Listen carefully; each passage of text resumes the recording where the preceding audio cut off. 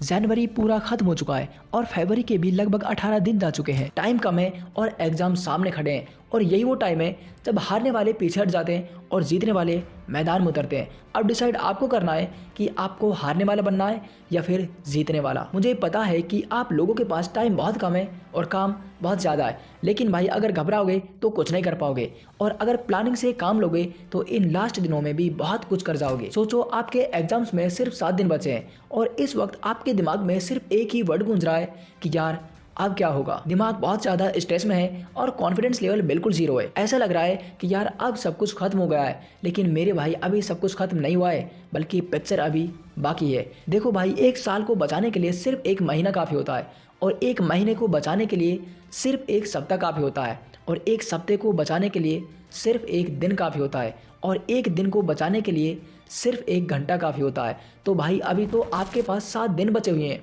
फिर आप हार कैसे मान रहे हो। तो चलो आज की इस वीडियो में मैं आपको बताता हूँ एक पावरफुल स्टडी चैलेंज सिर्फ 7 दिन का, और अगर आप उसको फॉलो करते हो तो मैं आपको गारंटी देता हूँ कि ये चैलेंज आपकी परफॉर्मेंस को 2x तक इंक्रीज कर देगा। ये चैलेंज कम टाइम में ज़्यादा मार्क्स लाने में आपकी मदद करेगा। तो अगर आप रेडी हो इस चैलेंज के बारे में जानने के लिए तो कमेंट बॉक्स में यस आई एम रेडी लिखो और मेरे साथ वीडियो में लास्ट तक बने रहो, आपको मास्टरपीस कंटेंट मिलने वाला है। तो चलो भाई वीडियो को स्टार्ट करते हैं।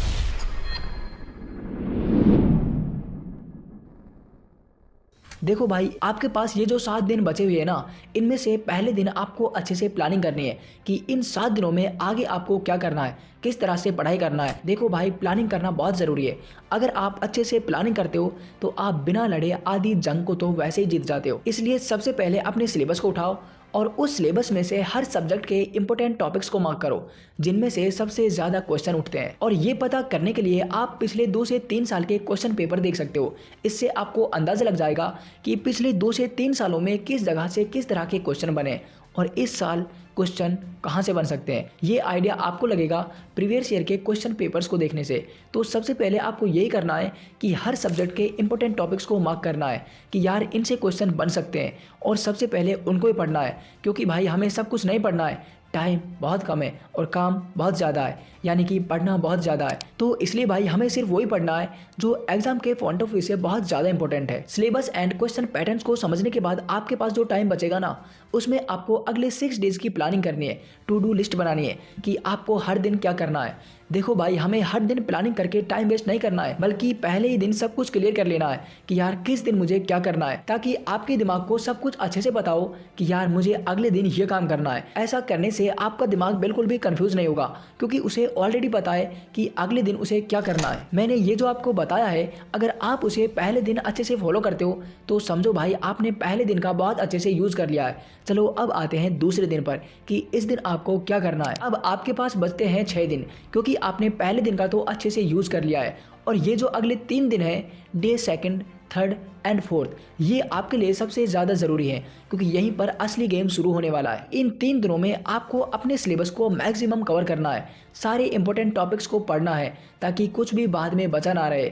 देखो भाई, टाइम वेस्ट तो बिल्कुल भी नहीं करना है, क्योंकि टाइम वेस्ट करने के लिए टाइम है ही कहाँ। इन 3 दिनों में आपको अपनी पूरी एनर्जी लगा देनी है अपने सिलेबस का मैक्सिमम पार्ट कवर करने में, और आप ज़्यादा से ज़्यादा तभी पढ़ पाओगे जब आप एक अच्छे तरीके से पढ़ोगे। और इसके लिए आप यूज़ कर सकते हो पोमोडोरो टेक्निक, लेकिन एक ट्विस्ट के साथ। देखो, पोमोडोरो टेक्निक होती है कि हमें 25 मिनट पढ़ाई करनी है और 5 मिनट रिलैक्स करना है, लेकिन यहाँ पर टाइम बहुत कम है तो हम सिर्फ 25 मिनट नहीं पढ़ेंगे, बल्कि हमें पढ़ना है 50 मिनट और उसके बाद एक 10 मिनट का ब्रेक लेना है। और इन 10 मिनट्स में आपको इधर उधर टहलना है, आपने जो पढ़ा है उसे अपने दिमाग में रिवाइज करना है और उसके बाद फिर से पढ़ने बैठ जाना है। देखो भाई, इन 3 दिनों में आपको हर दिन 10 से 12 घंटे की पढ़ाई करनी है, क्योंकि अब आलस से काम नहीं चलेगा। अगर अच्छा पढ़ोगे तो अच्छा स्कोर कर पाओगे, और अच्छा स्कोर तभी कर पाओगे जब आप पढ़ोगे। इन 3 दिनों में आपको उन सारे टॉपिक्स को कवर करना है जो आपने प्लानिंग के दौरान मार्क किए थे, क्योंकि वो आपके लिए सबसे ज़्यादा इंपॉर्टेंट है, उनसे क्वेश्चन बनने के चांस सबसे ज़्यादा है, तो उन्हें तो हर किस भी नहीं छोड़ना है। इन 3 दिनों में पूरी कोशिश करनी है उन सारे टॉपिक्स को पढ़ने की। अगर आप इन 3 दिनों का बहुत अच्छे से यूज़ कर लेते हो, अपने ज़्यादा से ज़्यादा पार्ट को कवर कर लेते हो, तो भाई इससे आपके अंदर एक अलग ही कॉन्फिडेंस आएगा कि यार अब तो मैंने बहुत कुछ कवर कर लिया है। तो इसलिए इन 3 दिनों का बहुत अच्छे से यूज़ करो ताकि आपको अच्छे रिजल्ट्स मिले।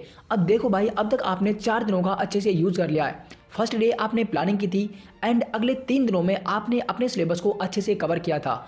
अब आपके पास बचते हैं 3 दिन। अब इनमें देखते हैं कि आगे आपको क्या करना है। आपने इन पिछले 4 दिनों में बहुत अच्छे से पढ़ाई की थी, अपने ज़्यादा से ज़्यादा सिलेबस को कवर किया था। अब बारी है आपने जो पढ़ा था उसे याद रखने की, और याद होगा रिवीजन से। तो आपको अगले 2 दिनों में जो आपने अब तक पढ़ा है उसका बहुत अच्छे से रिवीजन करना है, क्योंकि भाई रिवीजन बहुत ज़्यादा इंपॉर्टेंट है। देखो भाई, कोई भी एग्जाम आंसर याद करने से क्रैक नहीं होता है, बल्कि एग्जाम हॉल तक याद रखने से क्रैक होता है। फिर से सुनो कि कोई भी एग्जाम सिर्फ आंसर याद करने से क्रैक नहीं होता है, बल्कि एग्जाम तक याद रखने से क्रैक होता है।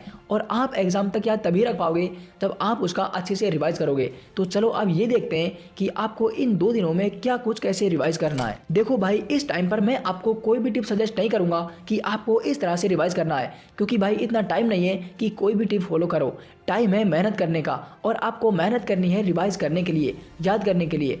रिवीजन इतना ज़्यादा ज़रूरी है जितना ज़्यादा ज़रूरी पढ़ाई भी नहीं है, क्योंकि अगर आप जो पढ़ोगे आप उसे याद ही नहीं रख पाए तो वो पढ़ाई किस काम की। तो इसलिए भाई ये जो स्टेप है ना रिवीजन वाला, ये बहुत ज़्यादा इंपॉर्टेंट है, इसे आपको बिल्कुल भी मिस नहीं करना है। और जब आप रिवाइज करो तो उसके साथ में अपनी मिस्टेक्स को भी सुधारो, जो आपके डाउट्स हैं उन्हें भी सोल्व करो, क्योंकि बाद में आपको एक्स्ट्रा टाइम नहीं मिलेगा इन डाउट्स को सोल्व करने के लिए। इसलिए रिवाइज करते हुए अपनी गलतियों को सुधारो और डाउट्स को क्लियर करो, ताकि पेंडिंग में कुछ भी पढ़ा ना रहे, साथ के साथ सब कुछ क्लियर हो जाए। रिवाइज करने के लिए आप अपने नोट्स का यूज कर सकते हो, जिनको आपने खुद बनाया हो। अगर नोट्स नहीं है तो कोई बात नहीं, नॉर्मल तरीके से रिवाइज करो, लेकिन रिवाइज करने पर ध्यान दो। इन 2 दिनों में आपको वो सब कुछ अच्छे से रिवाइज कर लेना है जिसे आपने पढ़ा था, क्योंकि भाई अगर आप उस चीज़ का रिवीजन ही नहीं कर पाओगे जो आपने पढ़ा है तो आपकी सारी मेहनत बेकार है। फिर भले ही आपने 10 घंटे की पढ़ाई की हो या फिर 12 की, तो भाई रिवीजन जरूरी है। इस स्टेप को बिल्कुल भी मिस मत करना, सबसे ज़्यादा इसी पर ध्यान देना। देखो भाई, अगर आप मेरे द्वारा बताए गए चैलेंज पर काम कर रहे हो तो समझो आपने 6 दिन अच्छे से काम कर लिया है। अब बारी है लास्ट दिन की। और देखो भाई, इसमें आपको कुछ भी एक्स्ट्रा नहीं पढ़ना है। मैंने काफ़ी सारे स्टूडेंट को देखा है कि वो लास्ट डे में कुछ नए नए टॉपिक्स को पढ़ते रहते हैं, नए नए सीखते हैं, लेकिन उन्हें ये नहीं पता है कि इस नए नए को सीखने के चक्कर में वो सब कुछ भूल जाएंगे जो कि उन्होंने पहले पढ़ रखा है। लास्ट डे में आपको कुछ भी एक्स्ट्रा नहीं पढ़ना है, कुछ भी नया नहीं सीखना है, बल्कि जो आपने पढ़ रखा है उसे ही थोड़ा सा रिवाइज कर लेना है, ताकि वो सब चीज़ आपके ब्रेन में अच्छे से सेट हो जाए और एग्जाम में आंसर लिखते वक्त सब चीज़ सही तरीके से याद आ जाए। लास्ट डे में आपको ना के बराबर पढ़ाई करनी है, फोकस करना है सिर्फ प्रैक्टिस पर, स्मार्ट प्लानिंग करने पर कि यार मुझे एग्जाम कॉपी में किस तरह से लिखना है, किस तरह से क्वेश्चंस को अटेम्प्ट करना है, किस तरह से अपने कॉन्फिडेंस को बनाए रखना है। लास्ट डे में आपको अपनी हर वीकनेस पर ध्यान देना है। जैसे कि मान लो आपको कोई क्वेश्चन नहीं आ रहा है, तो इस दिन आपको ये सोचना है कि यार एग्जाम हॉल में बैठते वक्त उस क्वेश्चन को कैसे सोल्व करना है। अगर वो मुझे नहीं आ रहा है तो बिना घबराए उसका आंसर कैसे लिखना है। इस तरह से हर एक छोटी छोटी स्मार्ट प्लानिंग पर काम करना है। अपनी कमजोरियों को देखना है कि आपके अंदर क्या वीकनेस है। क्या आप लिखते वक्त ज़्यादा टाइम वेस्ट करते हो? अगर हाँ, तो इसको ध्यान में रखकर एग्जाम को लिखना है। इस तरह से लास्ट के दिन आपको सिर्फ अच्छे से प्लानिंग करनी है, प्रैक्टिस करनी है, ज़्यादा पढ़ाई नहीं करनी है, क्योंकि अगर आप लास्ट दिन भी ज़्यादा पढ़ाई करोगे तो आपके दिमाग का दही बन जाएगा, सब कुछ मिक्स हो जाएगा, कुछ भी अच्छे से याद नहीं रहेगा। और हाँ, लास्ट नाइट को आपको अच्छे से सोना है, 7 से 8 घंटे की प्रॉपर नींद लेनी है, ताकि आप जो लिखो वो आपको सही समय पर याद आ जाए, और ये होगा अच्छी नींद लेने से। तो भाई अब आपके पास 7 दिन का एक कंप्लीट रोड मैप है कि किस दिन आपको क्या करना है। जब मेरे बोर्ड्स के एग्जाम थे तो मैं तो इसी तरह से प्लानिंग करता था, हर दिन की प्लानिंग पहले ही करके रखता था ताकि दिमाग पर कोई स्ट्रेस ना पड़े, क्योंकि भाई एग्जाम के टाइम पर बहुत ज़्यादा स्ट्रेस होता है। तो मैं तो आपसे ये कहूँगा कि इन 7 दिनों तक आपको इस तरह से पढ़ाई करने की कोशिश करनी है। भाई आपको अच्छे रिजल्ट्स देखने को मिलेंगे। भाई आप लोगों को मेरी तरफ से एडवांस में बेस्ट ऑफ लक। मुझे पता है कि आप एग्जाम्स में पक्का फोड़ कराओगे। तो चलो भाई, आज के लिए बस इतना ही। मिलते हैं नेक्स्ट वीडियो में और एक ऐसे इंटरेस्टिंग वीडियो के साथ। तब तक के लिए मेहनत करते रहिए और आगे बढ़ते रहिए। जय हिंद।